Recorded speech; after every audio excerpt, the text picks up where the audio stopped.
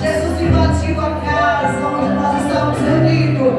A graça desceu, Ele me renovou e disse: continua cantando, continua adorando, porque daqui a pouco nós todos estaremos do outro lado cantando, e não haverá tristeza, não haverá angústia, não haverá dor.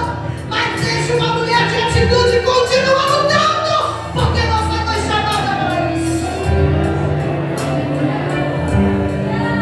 Jesus te chamou para ser mulher de atitude. Jesus te chamou para ser mulher de atitude. A atitude que você tiver aqui, o mundo vai ver na sua vida.